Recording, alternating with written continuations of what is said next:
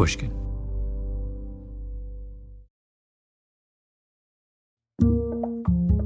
Hello, everyone. Malcolm Gladwell here.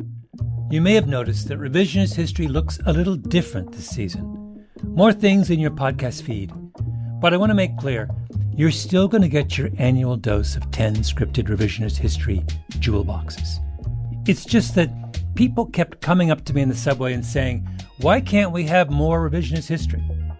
And finally I thought, like the man said, give the people what they want.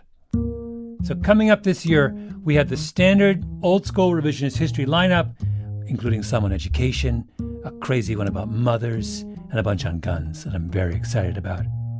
But we're also doing more episodes answering your questions or arguing with you with the help of our embarrassingly overqualified ombudsperson, Maria Konnikova. You can reach us, by the way, and Maria, at info@pushkin.fm if you have questions or concerns, or just want to rant for a while. And one of my favorite things we're doing, though, is we're bringing you a series of conversations, live talks, or taped live anyway, with people I admire, people I want to learn something from, and who I think you'll enjoy as well. We had an amazing reaction to the chat with Justin Richmond, and if you haven't heard that yet, please go back and listen.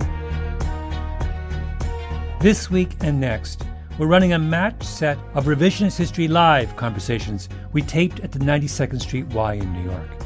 The first, today's episode, was with my old friend, New Yorker Magazine colleague, and most crucially, fellow Canadian, Adam Gopnik. Maybe you know his most famous book, Paris to the Moon, or perhaps you saw his cameo in the film Tar, where he played himself. Convincingly, I might add. Adam has a new book, The Real Work on the Mystery of Mastery, in which he follows masters of their craft to find out just how they do what they do. So here we go, my conversation with the one and only Adam Gopnik.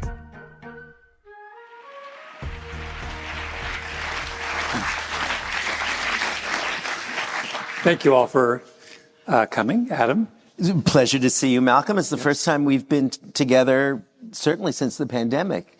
Yes, the last time we were on stage together were we not both debating the proposition that cats were better than dogs, or yes. Dogs were better than cats? We were, and I took the dog side. I took the cat side. And you took the cat side. And I ended my peroration, my claim, by saying that you had to understand that not only was it the case that on the merits all cats were Republicans and all dogs were Democrats, but you also had to understand that all cats were Goyish and all dogs were Jewish. And somehow we won the debate in the middle of Manhattan. It was the dirtiest thing. Somehow you won the debate? Yes, I was going to say, it was the dirtiest. That is by appealing to Jewish Democrats? Well, there are so few of them in New York, that it showed some bravery, some courage. You were, yes, playing to the crowd. I suspect there'll be more than a little of that tonight as well. We're here to discuss your book, but as is always the case, we shouldn't really just discuss the book tonight because we want people to read the book. Yes. So I thought we'd talk around the book. Absolutely. It's a book to talk around. And I want to do something very specific, but before I introduce the specific thing I'd like to do, I'd like to offer an overly simplistic, highly reductionist theory about the difference between dogs and cats? No, between you and I. Oh. Or is it you and me? Me. Me, yes. Right, me. That would be one of the differences, right? Yes. Here's the theory, all right? I start with an idea I'd like to explore, search for someone to be kind of window dressing, right, someone appropriate to dress it up, and then pursue it. This is the problem with my writing, of course, because the reader senses halfway through that I've chosen the subject, the person, simply as a convenience to advance this agenda of mine. I would dispute that, but all right. You do the opposite. Essentially, all of your writing is about you meet someone, you fall in love with them, and then you come up with some elaborate theory to justify your affection for your character. I will accept that as a roughly true. I think, though, that there are a lot of people in your stuff, Malcolm, who live on... We're not discussing me. Right, all right. You can only discuss your half. I certainly think it's generally true, and I will say this, and I will say it with a certain amount of vanity that I love getting engaged with people, odd people, strange people, interesting people. And John Updike once said, someone said, what's the purpose of life? And he answered instantly, to give praise. And I always thought that was a beautiful... Well, this is exactly what I was going to say next, which is the other distinctive feature is of your writing is that all of your real pieces, as opposed to your critics' pieces, which I don't mean they're not real, but I mean all the pieces of some journalism. That are not the higher homework, right? Yes. You always like the subject. The subject, you're never at odds with the subject. And even when you are at odds with the subject, you go to great pains to suggest you're not really at odds with the subject. This happens in this book, by the way, but we'll get there. Yes, that's interesting you say that, Malcolm. I've never quite conceptualized it that way. I think it's true. The great kind of transformative moment of my life as a writer, my life as a man, as a person, was when I joined The New Yorker in 1986, and I was put to work writing the Talk of the Town. Now, back in those days, Talk of the Town was beautifully anonymous. That was part of the glory of it, because John McPhee would contribute, or John Updike, and then a little schnorrer like me would be thrown into the mix as well. And it was the great epiphany of my life, because up until that moment, I had been a graduate student. I mean, my whole life I'd been a graduate student. I was a graduate student when I was 6 years old, because I come from like you, I come from an academic family, and that was the way I had been raised. Pursuing a PhD since third grade. And the way you're trained and taught to think and write is argumentative through buts. My sister, Allison, brilliant mind, still works that way, right? Somebody says something and you controvert it. You say, but on the other hand, that's not entirely true. People say that parenting is the most important thing in the world, but in truth, you can't parent at all. There's a difference between improv and academia. Yeah. Academia is... yes, but improv is yes and. And that's what I realized when I was thrown out onto the streets to go cover table hockey tournaments in Flatbush. A wonderful editor, Chip McGrath, and slack rope walkers lived on houseboats in the Hudson, is that you couldn't argue with these people. You had to illuminate them. You had to caricature them at times. In a positive sense. You had to draw quick portraits of them. But yes, exactly, it was yes and that the only way to write beautifully, the only way to write descriptively, evocatively, significantly, was to construct small descriptive sentences connected by ands, not long contentious sentences disrupted by buts. And that moment of moving from one to the other was the great moment in my life. You were the first person to come to the New Yorker and be forced to dumb it down. Well, yes, there's a truth in that, but dumb it down only not in ultimate sense, to embrace a form of, if you like, faux naif writing, to embrace a form of minimalism, that wonderful New Yorker tradition that extends from E.B. White and Thurber right into my fingers, at least, if no one else's, and that, with many others, but I mean, I esteem it particularly. So yes, I think that's true, and I think it's one of the things that makes the New Yorker tradition remarkable is its insistence, or its implied insistence through a tradition, that the best writing are small descriptive sentences connected by ands. Okay, so here's what I want to do. Yes. I'm just gonna name names from the book, and I would like you to tell us something about your relationship with that character. Oh, well, that's how you met them, why you like them, what they're like. You don't need to touch on their role in the book, but you can get there. But there's a ton of names. And I'm going to pick them more or less at random. And then some of them I'm only picking because I have things I want to say about them, just so I can be involved in this conversation. But let's start with your mother. Oh, my mother. Where to begin with my mother? First of all, describe your mother, like physically. Physically, my mother is a small woman who is, among other things, was a professor of linguistics, very distinguished scientist, instrumental in discovering the first gene for grammar, HOFXNP. We all had to learn the name of it when we were children.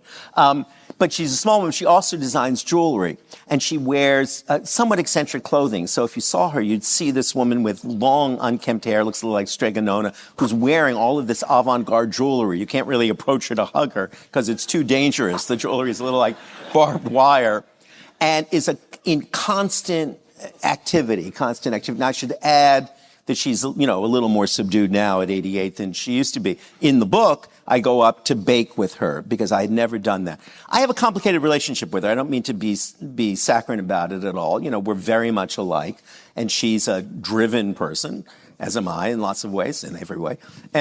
But she's an amazing baker, and she's an amazingly inventive and impatient person. And I thought in this book and in life generally that the best way I could connect with her was through a shared activity. It's always been the best way to connect with her.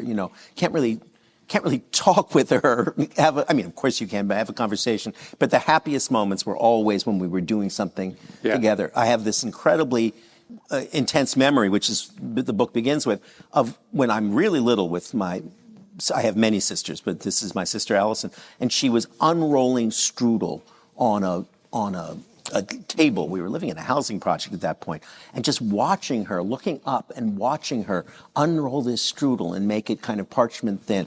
I thought, that's real. That was my first experience of mastery. That's my mother. Since you're talking about your mother, I want to test out an idea. Recently, I have come to believe in the asymmetrical theory of parental memories, which is that everyone, when pressed, has way more memories of one parent than the other. So we all have one parent that we favor, no, but one parent who is vivid. Who consumes all of our kind of storytelling. In your case, your mother in your work has loomed much larger than your father. Yes, even though in fact I'm extremely close to my father and admire him limitlessly. I dedicated the book on liberalism to him because he had taught me all of those things.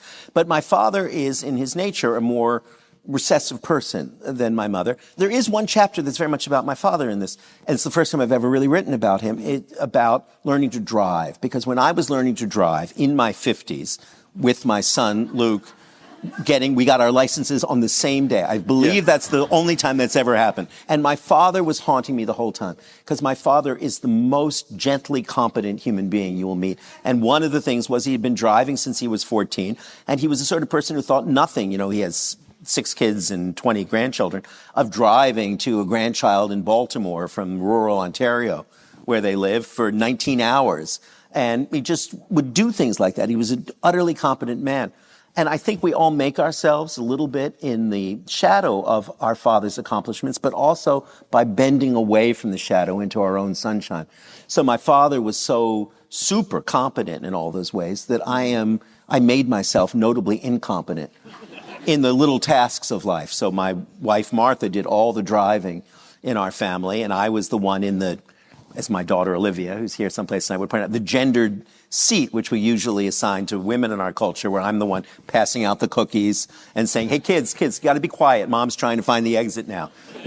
When will we be there? We'll be there soon. I promise you, we'll be there soon. Let Mom concentrate. And I was in that seat for decades, and then I wanted to just nudge over to the other seat a bit, and so that was very much about my father. But absolutely, my mother is the vivid person. All right. Next name on the list. Neither of us knew him, but both of us are fascinated by him. Bud Schulberg. Can we do a Bud Schulberg shout out? We should definitely do a Bud Schulberg shout out. We're better than at the Y. I've been trying to get the Library of America to put Bud Schulberg in print, for a while, and maybe I still can. Bud Schulberg is, as all of you will know, was a writer, a journalist. Most famous as a screenwriter. He wrote the screenplay for On the Waterfront and other things. But he wrote one of the most beautiful and forgotten novels in American English called The Disenchanted, about his bizarre adventures writing a screenplay with the then on the brink of death Scott Fitzgerald. And it's the most beautiful portrait of Scott Fitzgerald that we have. And remarkable guy, and his stuff should be back in print. And I suspect, quick parenthetical, that his name hurt him. One of my pet theories is that writers are very dependent on their names, right? There's a moment, Dr. Johnson says someplace that there was a poet laureate in England named Elkanah Settle, and no one could ever believe that he could write a good poem with a name like Elkanah Settle. And I have struggled with this my whole life, because Gopnik has got to be the single ugliest, most non-euphonious name there is. And Bud Schulberg, right? It sounds like a guy who runs a store, right? Whereas, J.D. Salinger is clearly a writer of note. Yeah. So that's something we all struggle There should with. be a version of Ellis Island for writers. Yes, They exactly. clean up their name. Exactly. That's a whole story there about why the name Gopnik didn't get changed to Ellis Island, but I'll spare you for the moment. Jamie Swiss. Oh, Jamie Swiss is a dear friend. I just was texting with him. Jamie is the most gifted and most irascible magician there's ever been. He's a true intellectual of the magic world, and he is a truly contentious person. And what I love about Jamie is he's a magnificent sleight of hand man, a great teacher. He taught my son Luke card magic, and he was the most exacting, demanding, and rewarding, replenishing teacher you could possibly have. But Jamie's just a beautifully irascible person who cannot take anything lightly. As I say in the book someplace, that people don't take magicians seriously, right? And they go up to the magician and say, "Oh, I know how you did that," which is like going up to Yo-Yo Ma and saying, "Oh, I know how you did that. You just scraped that thing along the strings, didn't you? I know how you did that. I have an uncle who does the same thing all the time." And most magicians just kind of bite their lips and say, "Oh, good. I'm glad to hear that." And Jamie is the one who says, "You have no idea how the fuck I did that. You have no fucking idea how I did that. So don't tell me you do." And he's a contentious magician, and it's wonderful. And he's brilliant. He's one of my dearest friends, and I love him exactly because he takes magic at the most serious conceivable level and won't allow it to be minimized or condescended to. Though he did say to me once, the only reason mimes exist is so the magicians have someone to patronize. What I love about by the way, the chapter of this book on magic is magic. It's the thing that I never really understood about magic until you wrote about it. And I could never tell whether this is true of magic or just true of you on magic, which is that all these magicians, or at least the ones you write about, have thought so deeply and beautifully and profoundly about their craft in a way that no other, I've just spent, for variety of reasons, the last couple of months really, interviewing one trauma surgeon after another. And trauma surgeons are incredibly interesting. The work they do is really, really, really, really hard. The technology changes and technique changes every 10 minutes, but they're not talking about it on a philosophical level. They've taken something that's beautifully, powerfully complicated, and they have made it intensely practical. And they talk about it. Yeah. Well, shop talk is the most beautiful talk that there is. One of the reasons writers are so occupationally miserable is because we have no shop talk really to talk about, right? Yeah. Talk about keyboards, computers, advances, and publishers, and then that's it, right? Magicians have the most beautiful and rapturous shop talk of anyone because they can only talk about it to other magicians. They have a high level of trauma surgeon-like technique, but they can't tell you or me about it. They can only talk about it to other magicians. So there's an intensity, an intellectual intensity to what they do. I will add as well, of course, and this is the implicit, if tenderly loving accusation you're making, I seek out the intellectual magicians, and they choose to speak to me. Yeah.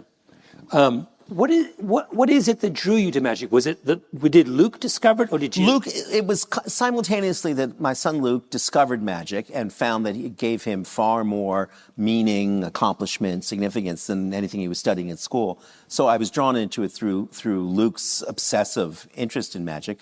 But then I loved it too once I started going to Monday Night Magic and to other things too, because it seemed like such a model of art. Of a very modest kind. Magicians aren't because they feel oppressed all the time. But the idea that you would have a profound technique that you kept to yourself, the idea that your primary impulse was to entertain rather than to impress or to intimidate, that would be that you would have all of these skills, but you would use them for the purposes of delight. That spoke somehow to my ideals for writing and my ideals for art generally. And I was instantly taken by the company of magicians. I loved the company of magicians. The people I most have enjoyed hanging out with in life are magicians and cooks. And they have a great deal in common. There's an artisanal basis to everything they do. They are expert at doing something. But they tend to be very temperamental people who have very difficult lives. Nothing is harder than running a restaurant except running a magic show. And yet, whole purpose of their existence is to delight. And I find there's something sort of noble and even saintly about that. But there's no high theory attached to the cooking? chef. Oh yeah, there is. If you get chefs talking, I don't have it as much in this book, but you get chefs talking about the ethics of seasonality or what counts as local and what doesn't, or you even get them talking about whether you have tarragon leaves or tarragon stems in a béarnaise sauce. They'll go on forever. They have that same kind of passionate shop talk, which I love to hear. More from the real work on the mystery of mastery in a moment.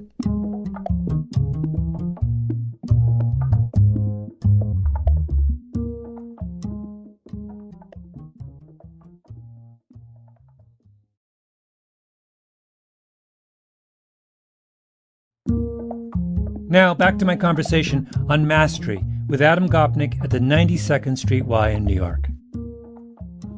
George Plimpton. I bring him up only because in this book, Adam goes on a series of quests to master certain activities, baking, boxing, magic, etc., driving. Drawing boxing, right. Is the first one. And I'm wondering, is it an echo of George Plimpton? And how do you feel about George Plimpton's contribution? That's such an acute question, because I deliberately dropped George Plimpton's name in the opening chapter, thinking no one will pick up on my little homage to Plimpton in the opening chapter because it goes by very quickly. But I put it there exactly for that reason. George Plimpton did these wonderful books, Paper Lion, Mad Ducks and Bears, about his own engagement. As an amateur, he would go and he would box with Archie Moore, or he would play quarterback for the Detroit Lions and so on. And so there's certainly an element of Plimptonness in this. His book, Mad Ducks and Bears, is one of the most entertaining sports books ever written. So I greatly admire his prose writing. But it isn't a Plimpton-like book in the sense that Plimpton's comedy came out of his incapacity to do it. Plimpton was he was a wonderful writer, but he had kind of one joke to tell, right? I attempt to do this thing. I learn a lot, and then I fail at it. And I wanted to tell two jokes. I attempt to do this thing, and I enter into the world of the people who do it. Well, Plimpton did that too, I guess. But yes, certainly Plimpton is one of the ghosts who's someplace in the back of the book, and I put him in one sentence, and you caught it. But I want you to talk a little bit more about the difference. So both of you are beginning in the same spirit. Yes. Which is there are worlds outside your own experience that fascinate you, and you would like to bear witness to them, to experience. I guess, and I say this there's every reason to prefer Plimpton's approach, which is more amateur, to my own. But I can't resist being a bit of a generalizer, a theory producer about it. And the book is full of my generalizations, my guesses, my attempts to find the commonality across all of these dimensions, boxing and dancing. What do they have in common? What's similar about the way we learn them? I can't not be my mother's son in that way. My mother was a professor. My father was a professor. All of my brothers and sisters are professors. So I am the only one who isn't. I'm what's called a Jewish dropout. So I think that urge to teach, to explicate, is very strong. It was not at all Plimpton was an aristocratic wasp, and for him, teaching and explicating, I think, was a little vulgar. He's a performer. Yeah, he's a performer. Yeah, a literary performer, and yes, you're much more of a teacher, a professor. Yes, yeah. I'm a ham as well, but there's more professorialness in my performance than there ever was in his. Yeah. One thing you don't talk about in this book was your foray into music. I do talk about it a bit. A little bit, not at great length. I was wondering, there has always been this kind of desire to experiment with your experiences in a way that's not true of a lot of very adventurous. And one of the adventurous things you did was describe a little bit about your kind of musical adventures. And well, when I came to New York, when Martha and I came to New York on a bus from Canada, like in a bad 40s movie, I wanted to be a songwriter. That was my primary ambition. I wanted to be a songwriter and a writer for The New Yorker. I figured I could do both. I could be Stephen Sondheim and John Updike simultaneously. That turned out not to be the case. But I wanted to do that, and I never pursued it adequately. It was one of those things that I left behind too soon. So in the course of life, a wonderful composer, David Shire, approached me about writing a musical with him. And somewhat to his shock, I jumped at the opportunity because it was the form I love most in the world. And we wrote a show called Our Table, which you can find on Spotify. And we wrote some 60 songs together. And I loved it. Excuse me, how many songs? 60 songs. 60? 60, because that's the usual ratio in Broadway musicals. They have a very strong, you call them trunk songs. You write 60 songs and you throw out 40. I mean, that's the standard rate at which it's done. It's a funny thing, not that the 40 are worse than the 20. It's a kind of weird, kind of almost religious discipline that Broadway people have. And in any way, I love... Wait, hold on. I can't get over this. 60. So every Broadway play has 40 songs that are just lying in a vault somewhere. Yes, in a word, yes. And those are called trunk songs. I don't know if it's always 40 and 20. It could be sometimes 30 and 10. But yes, every songwriting team and every Broadway songwriter will tell you that even Sondheim threw away 4 different endings for Company before he arrived at Being Alive. It's part of the discipline of the craft. I'm not always sure that it's a productive discipline in the sense that the ones you throw away may actually be better than the one you arrive at. Does anyone independently analyze the ones that are thrown away? Like, there should be some central committee of Broadway that kind of takes all these in and... Like a FDA inspectors who come in and say, you don't have to throw this away. This smells good to me. Yes, exactly. This is unbelievable. It's so show-offy, by the way. The rest of us are like making use of every last scrap. But so I did that, and I loved it, and I wrote all the lyrics, and I felt, and I put myself to work to master that craft and that art as much as I could, because my ultimate heroes, Lorenzo da Ponte, Larry Hart, took part in that field. And you have no fear of embarrassment. I live in total fear of embarrassment. But I suppose when it comes to the contest between my egotism and my embarrassment, my egotism wins somehow. I don't know. I mean, if I can put it in slightly kinder terms to myself, I'm ambitious. And I like doing ambitious things. And it's not like I'm out there, trying to compete with Elon Musk in rocketry.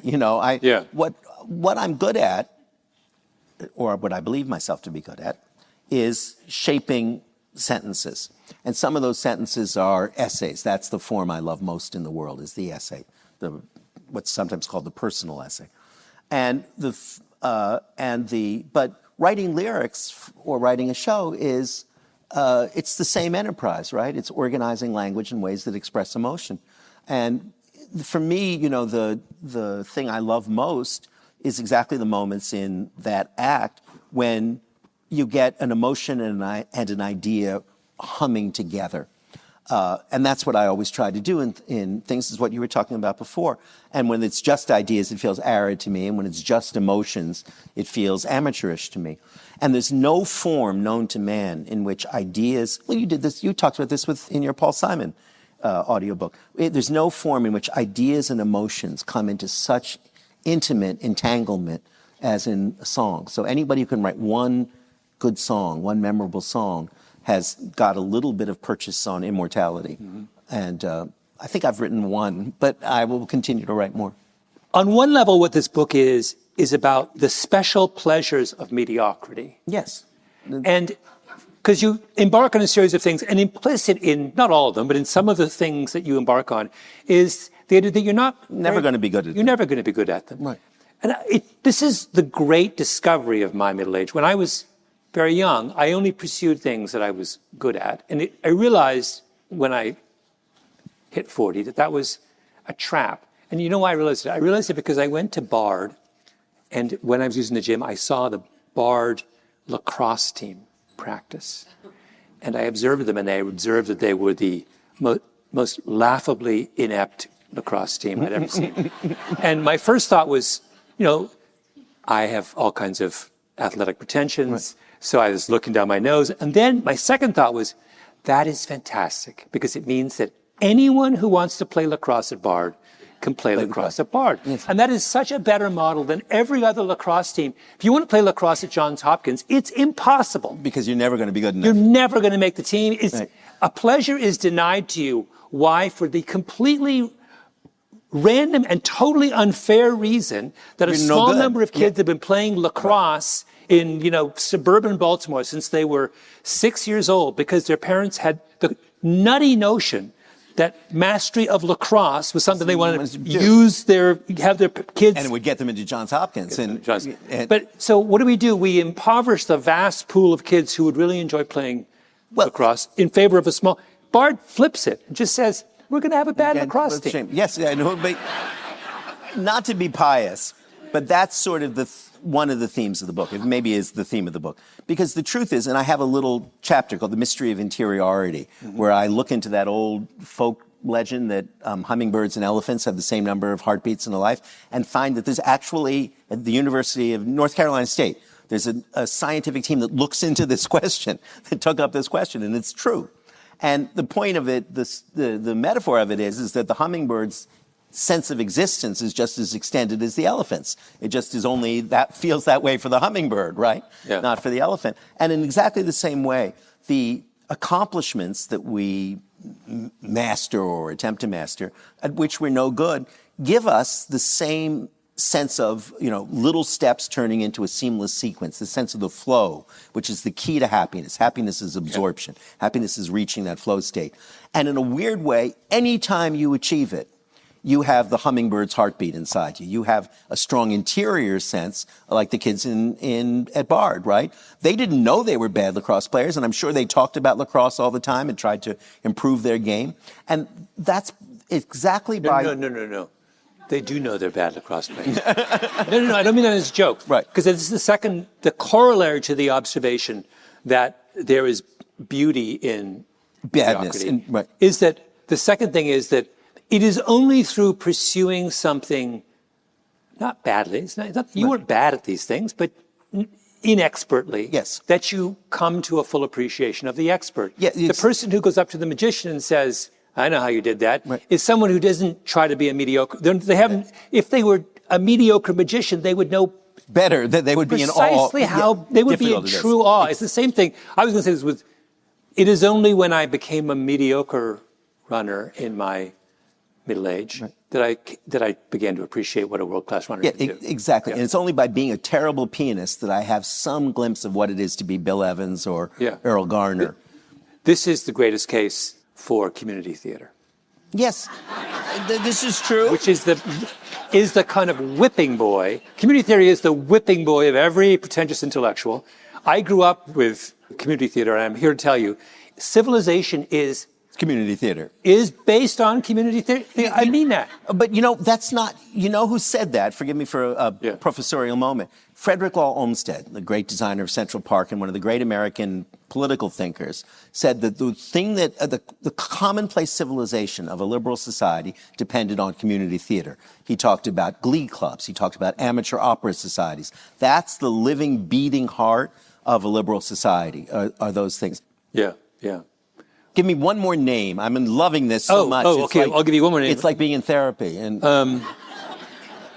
let's do David Blaine. Why not? Let's finish on magic. David Blaine so Luca, my wonderful son, who is now doing his PhD in philosophy at the University of Texas. After all of his adventures, magic and music, he ended as a philosopher. Went to work as David Blaine's personal assistant. David offered him that job, and it was a wonderful learning experience, much better than going to progressive school, because he had to learn how to keep, Russian models away from each other and how to care for an albino alligator and many other things. And David, in the middle of it, this is my favorite anecdote in the book, was doing a bullet catch. Now, bullet catch, he was doing it for a TV special. And in the bullet catch, the magician has a steel cup in his mouth or her mouth, and somebody fires a bullet from a rifle directly into the cup. You have to catch the bullet. And now normally it's done as a trick, as a gaffe, because it's too dangerous. 12 magicians were killed in the early part of the 20th century doing the bullet catch on stage. So nobody does it that way. And Luke explained to me David was going to do a true bullet catch. And I said to him, well, how do you do a bullet catch? And he said, well, it's a very strong titanium cup, and it's a very low velocity rifle and a very small caliber bullet, and it's all laser guided. And I said, oh, really? I said, so there's no trick to the bullet catch? And he said, oh, no, Dad, there's a trick to the bullet catch. The trick to the bullet catch is catching the bullet. And as soon as Luke said that to me, I said, that's the wisest thing I've ever heard, right?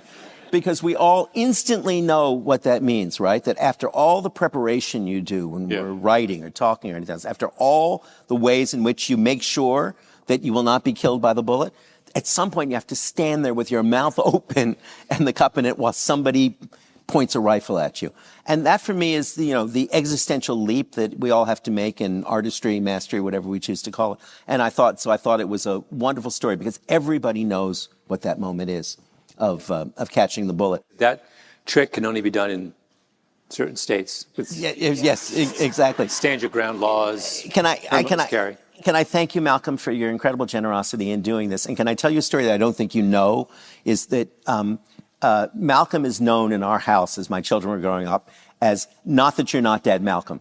Because this is the conversation we would always have. Malcolm would come for dinner, dazzle Luke and Olivia, and then go in and they would say, Malcolm tells the most interesting anecdotes, and he always finds the one right story to illustrate it. Not that you don't, Dad.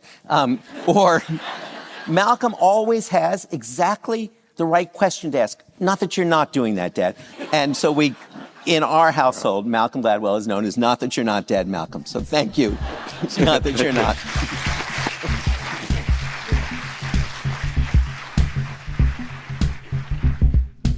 Adam Gopnik's book, The Real Work on the Mystery of Mastery, is available now. And be sure to check out the audiobook version at pushkin.fm. Special thanks to the 92nd Street Y for hosting us.